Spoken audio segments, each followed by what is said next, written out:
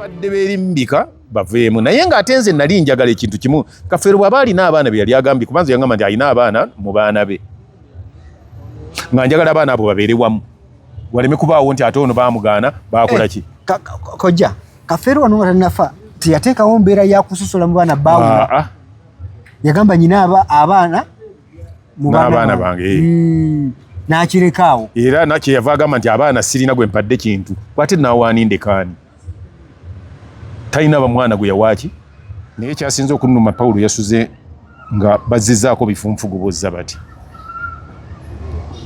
obula olwaleero bazemu ne bazimba anti ekyo bw'omanyi naye si bwe kyabadde naye kati bwe twogerera kati wondabira nga ndi mu maaso ga kamera tumaze okukakasa nti bagenze oluvannyuma lw'okwecwacwana ekyo kyo nkigamba twecwacwanye kubanga mwamaze oteekawo embeera onalebo yatuuse n'otugamba nti mubuuze ennende abaana be tulina abaana nze bemanyi kati already bana DNA yasooka be yalaga kati bwe kundwa kweyongeddeko abeeyongeddeko nja kusooka okukola ekintu ekyo nkyogera era wagenda kuba okukayana kw'amaanyi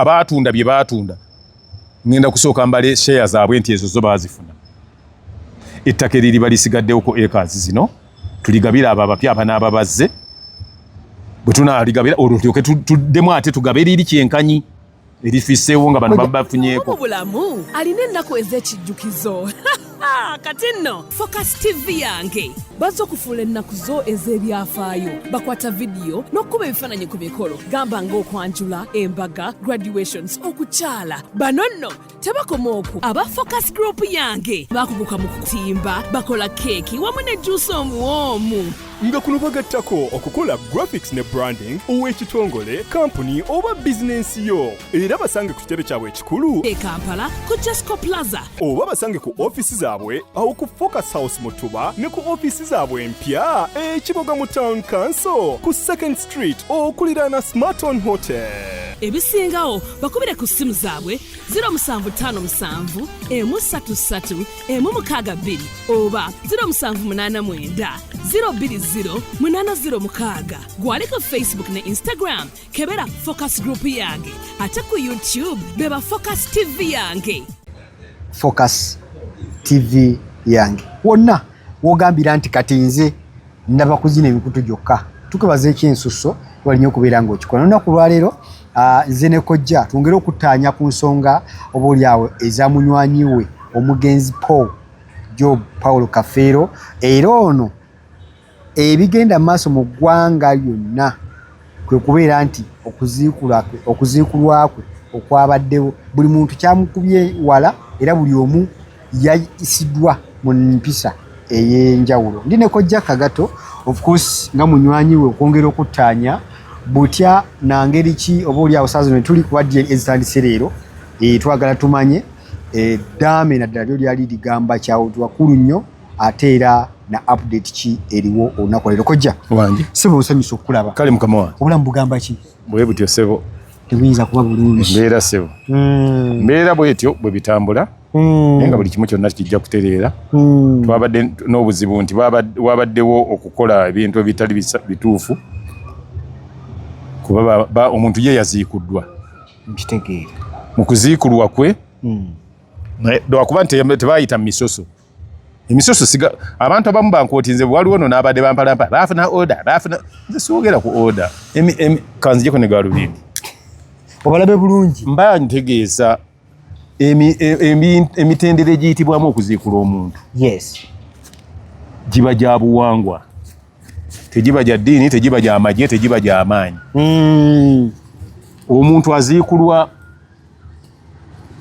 omujjwa gwe tugamba yaziikula omujjwa era asasulirwa bwe muba muziikula musajja muleeta enkoko omujjwa ajja n'aleeta enkoko empanga ya lujumba bagisala musaayi ogwo bwe gugenda wali omuzimu bwaguwoyawo ne bagamba nti omuzimu temukola muti tetuzze kulwana wabula tukola ki tereeza butereeza n'ebigambo bigenderako kyebayita kuba okulaamiriza okwo kuba kati abantu bajja kufuna ebizibu ate bw'obifuna oligenda waani ekikulu byonna nti omuntu eyaziika omuntu oyo ng'afudde tabeerawo nga baziikula. N'ab'ekika nabo tebabeerawo mu kuziikula, tebabeerako. Naye byonna ebyabaddewo mwabirabye. Tusaasira nnyo bannange Pawulo bw'atuli ku mutima, naye kyasinze okunnuma Pawulo yasuze nga bazizzaako bifunfugu bozza bati. Wabula olwaleero bazemu ne bazimba anti ekyo bw'omanyi naye si bwe kyabadde. Naye kati bwe twogerera, kati wondabira nga ndi mu maaso ga kamera, tumaze okukakasa nti bagenze oluvannyuma lw'okwecwacwana. Ekyo kyo nkigamba, twecwacwanye kubanga mwamaze oteekawo embeera. Honorable yatuuse n'otugamba nti mubuuze Nnende.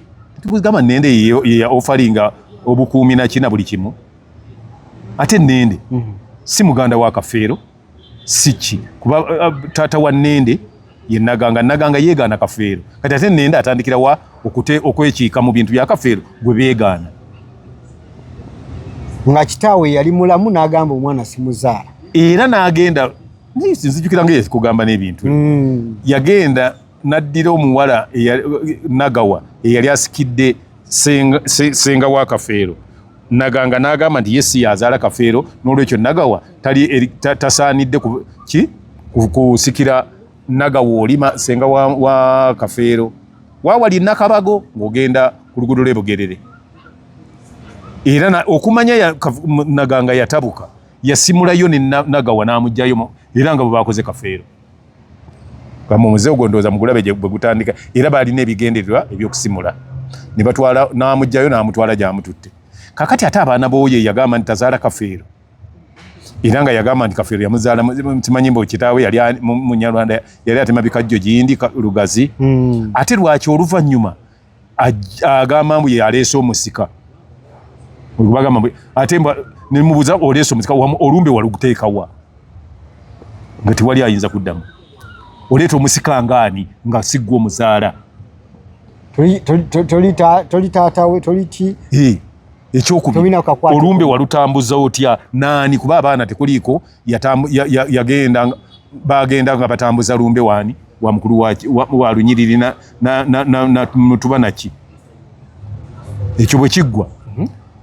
Kafeero bwe yafa ate Naganga yagamba nti tamuzaala, n'agamba muleete ebyuma. Nga tusaba ebyuma, dooleyo ebyuma, era ebyuma n'abitwala. Tetumanyi naguno gwaka tetumanyi gye biri. Atazaala Kafeero yamwegaana. To make the matters worse, Kafeero bwe yafa, abantu njagala bamanye ebintu bino. Kafeero mu kufa kwe, Naganga yali mulamu. Yes. Ng'abeera awo awali opposite ne Prayer Palace ekibuye. Omulamu gwa Kafeero bwe twagutwala ku kalenda, Naganga teyalinnyayo. Taata we teyalinnyayo. Kyokka nga n'oyo Nnende agamba Nnende teyalinnyayo. Saawa zo be bamulimu ku influencinga buli kimu. Ne bwe twagenda okuziika e Masaba abo bonna tekwali yalinnyayo. Nze njagala omwana omwe wa Naganga agamba nti yagenda okuziika e Masaba. Mugamba nti kati muvaayo muli b'amaanyi nnyo, mugamba nti ki? Era ebyo byonna bwe byaggwa, abo baasituka ne kita Nnende oyo gwe mulaba atera okwogera oyo ayogera abalaata. Yasituka n'agenda okucunya Nagawa, Simon, gundi Swazi, nga bali Erweza. Baba bacunya baagala kutunda wali. Gamba mugenda munenya banenya Swazi, simanyi Swazi yatunda. Swazi ebintu Swazi nno mumulaba. Nete yatunda bintu. Swazi yalina influence. Anti bamu kati ya ayimirira ku magulu ge n'agamba nti kino Swazi. Naye obuzibu bwonna we buva abeeyita baganda ba Kafeero okujjako Mugerwa. Joseph Mugerwa ye mukkiriza buli kyakola. Yabadde ku side ki ezikula etazikula? Mugero yali agamba nti we bituuse era nga kife kitwagamba ne Ssemakula. Nti kati we bituuse wano. We bituuse baziikule tuma ekituufu kyerage. Neze nkugamba era nkyakisaako nkyakukakasa. Kyakiteekako amannyo. Nti abaana bajja kuba bameka? 7 kozi 7. Kati abaagala okwetta mwette. Nabagamba nti mutuwaliriza bakkirize baziikule Kafeero. Bamuziikule era bamuziikudde. Ekyo mukisa mulungi nti entaana ye kyabadde kinuma nti bazizaayo bifunfugu ne bamuzaako naye n'olwaliro Honorable Balamu contactinze abadde balina gikola. Bamaze ogitereeza ogikola ki? Okuba ekipande bulungi nnyo bagirinde ekale. Nabagamba nti Kafeero w'amaanyi ajja balaga amaanyi ge. Era tubadde tulyawo Honorable Kibuule n'atukubira. Kibuule ng'agamba ki? Kyemwogera kino kyendabye nyambe ki mu kuzaawo Kafeero nga bwe yabadde. Mbayambe ntya. Ne tumubuulira bwe twagala atuyambe naye tumugamba meanwhile sooka oleke tulemala okulaba abantu bagaana tujja kulaba ngeri ekyokukola. Nabadde nja contactinga Ssemakula ngende n'abaana abo abaana be mbadde mmanyi. Ne bisirikirwa tutereeza amalaala. Abaagagize bagaba balemi okuzaawo nga bagabadde. Bo bakubiridde mangu awo byabwe anti kati webuze era nababuuza nti kati mugenda kumala okukoona Mabo mu mukoone naki kati bwe munaamala mugenda kusima entaana endala muteekemu Kafeero oba ate era mugenda kusonseka tolaba ndi bajja kusonseka kuba keesi bwe bayasizza era bwe balina basonsekayo busonsezi bati nga basuulayo sajja bamutyobodde all in all entaana bagizizzaawo era tusuubira nti bijja kutereera bintu abantu balina okumanya ebintu bingi nnyo. Kojja nyina video ginayo ku status yo. Balamu ng'alina Kafeero bali bemanyi ono personal bwe twali tutunda teepu nga tulikodinga oluyimba lwa gundi lwa Dipo Naziggala. Balamu yali akyali muvubuka. Yes. Twagikolera ku dduuka lyabwe studio yali awo waabwe. Bali bamanyiganyeku era ne bisirikirwa Balamu ne bisirikirwa tebogeranga oli minister nono ki bogeranga ab'omukwano nga twali ba mukwano audio nagiwulira eyo yali mukwano gwennyini ne movement season nanga buli zimu abeera mu Balamu nga era kyovulaba n'okuvaayo yabadde ekyo nakyo kimulumiriza naye yatusenga yetamiddwa. Balamu yeetamu abaana bye babadde ate yakikoze mu mutima mubi. Yatuuka ekiseera abaana ne batandika okuvuma ne bavuma ne Nantongo mwanyina wa Kafeero nga bali awo nga bali wa Balamu ne kimunyiiza n'agamba nti wadde si kirungi okukola kinaye okumalawo kusala eggoye Kafeero aziikulwe ye n'akola kimu kutambuza gundi kulaba nti wabeerawo minutes ezikoleddwa nti abaana bonna bazze ne bakkiriza azikule ne bagenda ne court order nga bwe yali egambye. So ekituufu kiri nti oba abantu bambi basoose kusonga nnyo mu lunywe mu minisita Balamu ono anti bajja nange nalinga bwe nkiraba naye ngera bwe olaba nange nali ntabuse nga saagala bamuziikule naye oluvannyuma ne ŋŋamba naye lwaki embeera eno etuukawo ku Kafeero ng'amaze okufa oluvannyuma lw'emyaka 19 Kafeero aziikulwe nga mwetamiddwa Kafeero nagenda okutuuka wa Ssemakula nga asiibye awo atudde butuuza mbuuza nti ngamba nti mbitegeeredde ku social media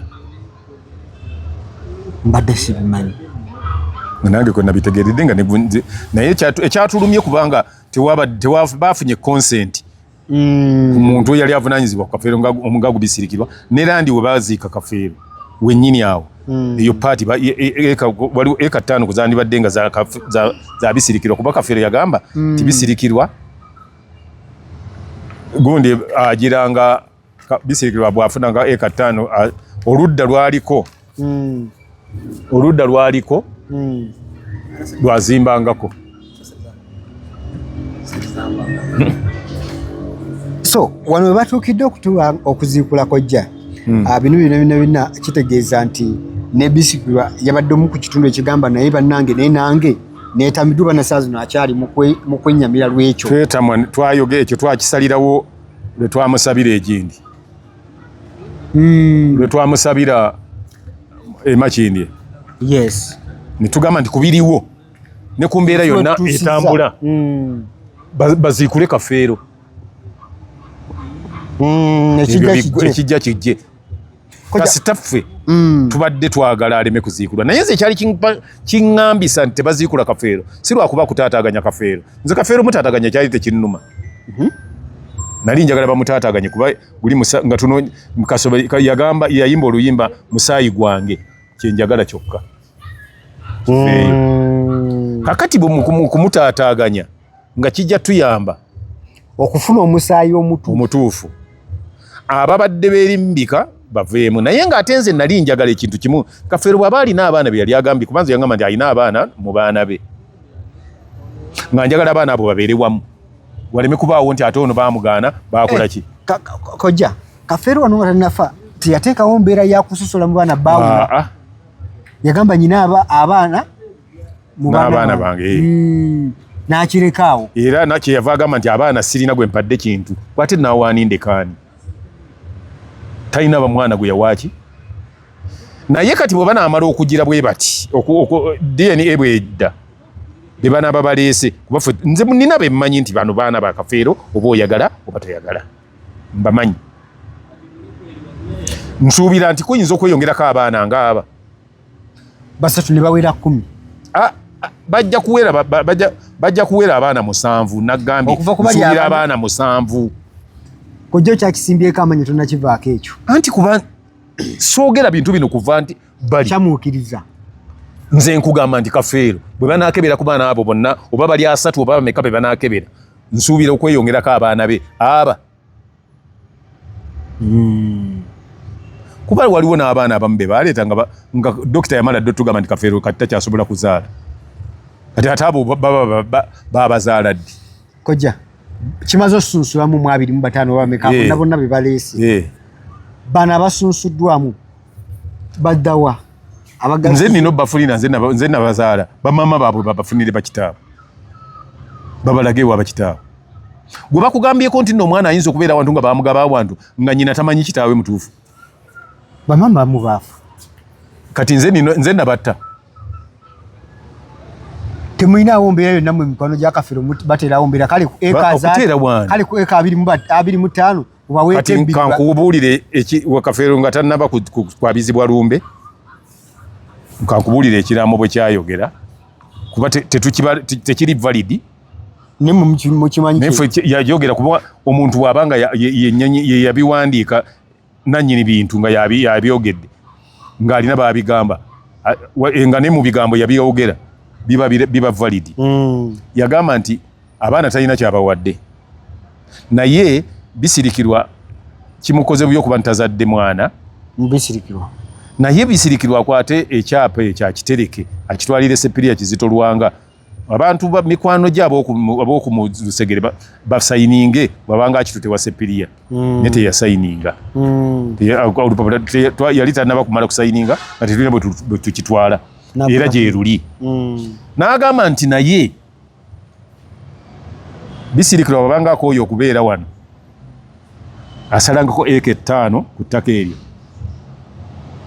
era n'azimbawo enju okuliraana we banziika asobole okunkuumira baleme kuntunda na kunsimula ekazi 25 eziriba zisigaddewo kuba yagamba nti ekyapa kya eka ameka 3 eka 25 eziriba zisigaddewo alizigabanya abaana bange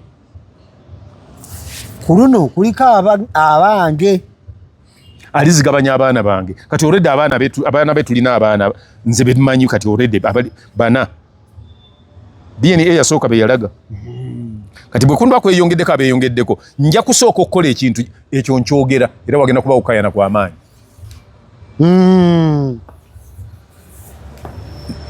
abaatunda bye baatunda ngenda kusooka mbale share zaabwe nti ezo zo baazifuna ettaka eririba lisigaddewoko acres zino tuligabira abo abapya n'ababazze bwe tunaaligabira olwo tulyoke tuddemu ate tugabe eriri kyenkanyi erifisseewo nga bano bafunyeeko abatunda si bana bamukubana kati baba balina share gye baafunako nabantu tugenda bawo ekyenkanankana ne share bali gye baafuna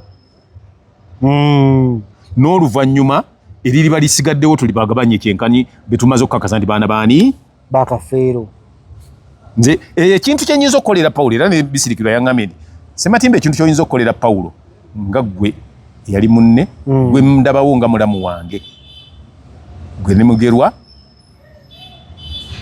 kuzzaawo ntaana y'akafeero nga bwe yabadde n'abaana b'akafeero abaana bakakasiddwa kubagabira ebintu byabwe mu bwenkanya ekyenkanyi naŋŋamba nti naye mbadde nsaba tuleme kutaataaganya bantu abaana bali be twali tumanyi bebagamba nti be baana abana bye baatunda ekyo tugambe nti baakola ki kyaggwa era bo baafuna ebyabwe abaatunda ekyo tuleme kudda mabega tutandikire wano kubanga ne diini wetandikidde okulaga ekituufu bwe baba baatunda tumanya nti kati omugabo bali baafuna ku mugabo bali naye bwe munabaamu abeeyongedemu at least nabantu tunabawo omugabo ogwenkanankana nabali abaatunda bye baatunda oluvannyuma eriba lisigaddewo tulibagabanye bonna nga bwe bali balifune mu bwenkanya mukyenkanyi era n'agamba Bisirikirwa kati kyenjogerako ayinza yagamba nti singa abaana bano bagenda kuba ekyapa bajja kutula bakiseeko kavieti kyonna ye kyayagala we baamuwa Bisirikirwa tayagalawo ye bwagamba etaano zino ezaali mu yagamba nti nze kyenjagala kimu njagala mbeere n'abaana abakafeera abaana bakoze eki bakakasiddwa era ne eka 5 nazo nzongere ku Pawulo nzirekere Pawulo omufu eyo space ebeerewo nga Pawulo waali kasita tunateekako kavieti ebeerewo namatovu agamba nawuliddeko omwana ajejemba nti Bisirikirwa oli ali London oli gwe bayita Bisirikirwa yasiye Bisirikirwa nengamba lwaki oli mujega okutuuka ku ekyo nende tojega wala kutuuka ate ku ekyo oyo omwana ye Robina Bisirikirwa namatovu erinnya eryo namatovu lyakika Bisirikirwa lyamutuumibwa jjajjaawo azaala maama we kakati mwami Nende gwe abadde tamanyi kyoyogera omanyi abajega mwagala nnyo okunnyonnyola bye mutamanyi nze waba Bisirikirwa tewaliwo kyesimanyi kubanga nagendayo nga maze okulaba nti nze nali nemesezza Bisirikirwa okukola bye yali akola ng'okusoma kugaanyi naye ate oluvannyuma kafeera era yansala ku muguwa n'aweerera Bisirikirwa maama wa Bisirikirwa yafuna olubuto nga mwana muto ali wa taata we Matovu teyayogera nti ali lubuto nga olubuto yalufuna wa Matovu naye ate nga ali waabwe waka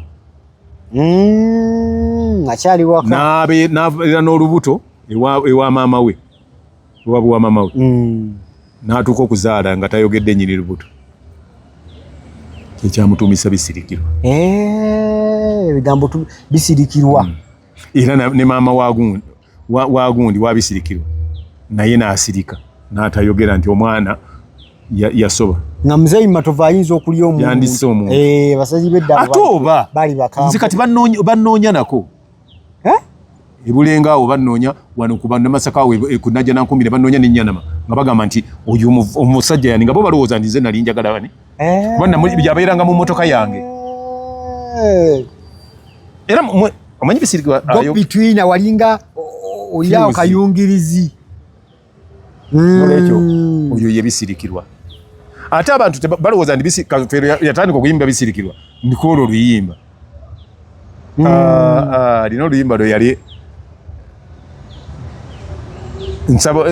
waliwo oluyimba lwe bayita nsaba omanye kikyendi lwe yasooka okuyimbiramu Bisirikirwa oyo naye yali ataddemu n'erinnya lye negundi n'atugamba nti bajja kututta kujja babalumbe nga mutadde amannya gange mu luyimba olwo mulijje kuba abafamire ya Bisirikirwa tebasooka kwagala mudongo kakozi bamutanga mudongo nga baali batuyita n'abayaayi omuyaayi atwalawo omwana waffe bagenda okulaba n'okumusomesa amusomesa ne tufuna ssente awo waliwo sente zetwafuna ne tugenda nga n'omulimu tetunagukola kafeero n'agulira gundi eyo emmotoka limited mpyattuku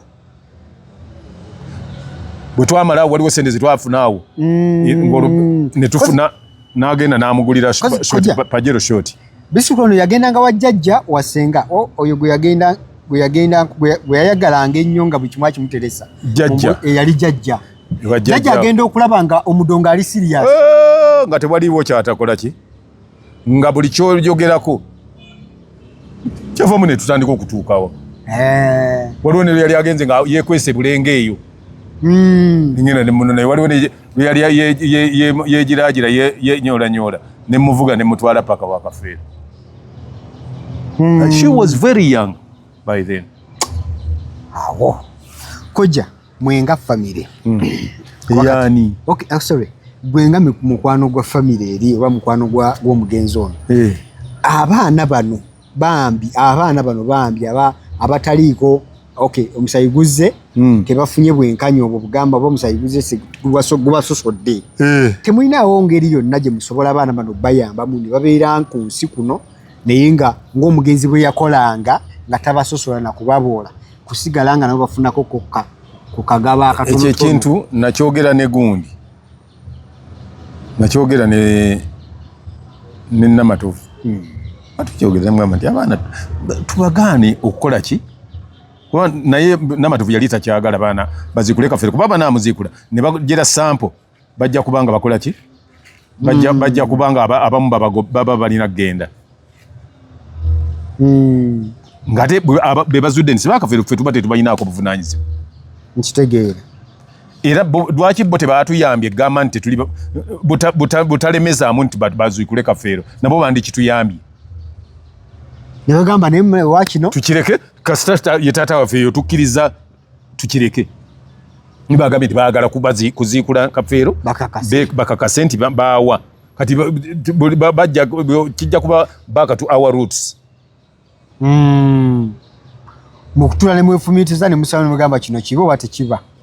Ate naffe omuntu atali wa kintu kye mwagala naffe tumutumuta n'agenda where you belong. Okoli belonging awo. Kakati ffe tumwagala ffe twabazaala bwabanga maama waabwe yabazaala teyabalaga gye bamuzaala ffe balagayo nga bajja genda mu baganda bamaama bababuuze nti mulowooza maama yatuzaalawa kuba ate toyinza bibuuza ate ffe ababadde bafuba okulaba nti tukusika tukuteeka eno ng'ate gwogaana.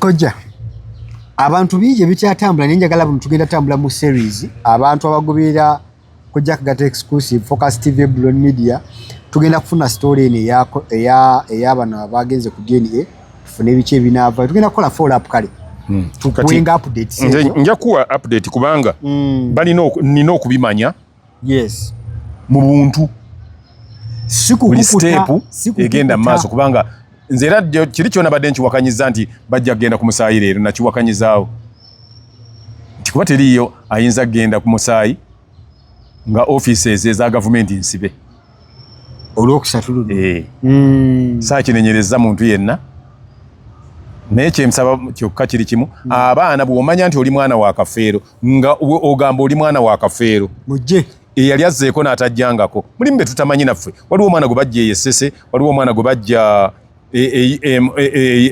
UK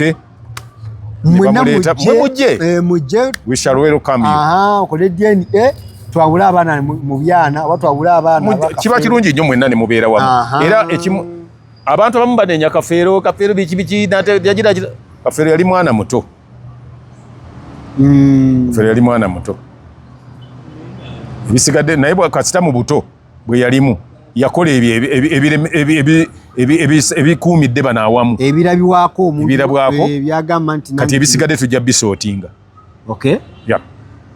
kale obadde mulabi mulungi okuva gye twatandikidde mpaka wano mbadde ne Kojja nga tuyisaamu ku nsonga ez'omugenzi kafeero naye sijja kulema kwerabira kujjukiza bannaffe tutambula nabo aba Focus Event Services bagamba nti beeyune bakolera omukolo gwo bakube service ezo ezimalayo service ezikola omukolo gwo n'ogamba nti kituufu nfunye ekyo kyengwanidde bakooneko ku namba simu ku screen wamu ne bannaffe aba Focus Graphics and Branding bagamba nti beeyune bakubrandingire t-shirt uniforms oba corporate uniforms ez'amakampani omuli business cards, stickers, banners, billboards, posters ezennene baba bazikolera namba kwezi ku screen ate nga ne Kojja Kagato akuleetedde gye bayita bicycle kick musubiddwa abatalabye video eno waliwo gye tukutte era ejja kugenda ku TikTok ondowooza nga tusabika Bicycle Kick agenda e UK. Kitegeeza ki nti wonna wooli mu ggwanga lyonna ly'olimu. Kutugambe bugambe. Kutugambe nze ndi mu ggwanga lino ndifuna ntya tetusobola kulimwa kutuusaako Bicycle Kick. Komyawo erinnya lya nnyinimu ate era otuuka ogende waka ne bw'oba tolina kaveera teweebwala kaveeri n'akuhaaginga kubanga nti ani akomawo nti kojja yakomawo nga kojja amulaba kize. Omuntu aleme kuyita nkoko. Enkoko kibi nnyo kuyita enkoko. Lwandisa nnyo erinnya ly'enkoko kale bakuyita embwa. Embwa awo afazaali oba endogoyi. Beera bakuyita ebbanda. Bakuyita ebbanda. Bw'omanyi ebbanda? Ebbanda ndimanyi. Bakuyita enzo. Enzo. Oba katazamiti. Akati kaveeko. Katazamiti. Oba akalemanjovu. Ne mashini esobola osalako n'ebongoko erinnyo. Kojja bawe enamba. Enamba eri 0752 mpozi nebaza ne sekwebaza ba subscribers ababa subscribinze kojja kagatto exclusive. Ebuloni yagambye mwebale nnyo mwebale ddala we muntadde kanonye buli kyafaayo kimwandi agadde nkibawe kibatere ku kujja kagato exclusive kujja kasanga ku Hebron Media kujja kubanga okisanga ne ku Focus TV yonna bijja kuba mutuwongedde amaanyi era okuva n'olwaleero tugenda ate kozesa amaanyi mayitirivu. Kale obadde mulungi okuva gye twatandikidde mpaka wano mutukkirize ade Wilberforce Kumenya banne kojja kagato for now bye bye. Ya kusubscribinga ku Focus TV yange bingi